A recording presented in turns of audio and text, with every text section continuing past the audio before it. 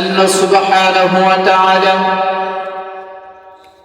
সূরা আশ-শুআরার 42 নম্বর আয়াতের মধ্যে আল্লাহ রাব্বুল আলামিন বললেন, ইন্নামাস সাবিলু আলাল্লাযীনা ইয়াযলিমুনান নাস ওয়া ইয়াবগুনা ফিল আরদি বিগাইরিল হক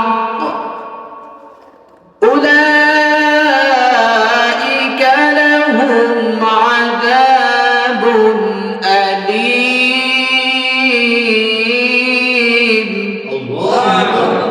আর জোরে বলুন আল্লাহু আকবার।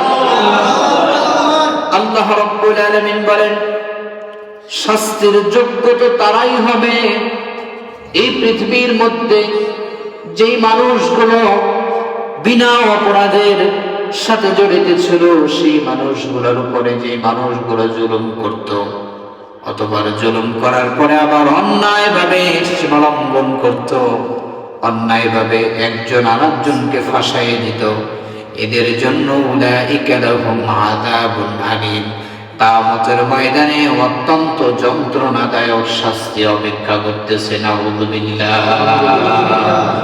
আল্লাহ রাব্বুল আলামিন বললেন, এদের জন্য অত্যন্ত কঠিন শাস্তির আযাব অপেক্ষা করতেছে, যারা এই পৃথিবীর মধ্যে অন্যায়ভাবে জুলুম করত, সীমালঙ্ঘন করত, অপরাধের সাথে জড়িত ছিল, অপরাধ করত, আবার নিষ্পাপ মানুষদেরকে এই অপরাধের সাথে জড়িয়ে দিত।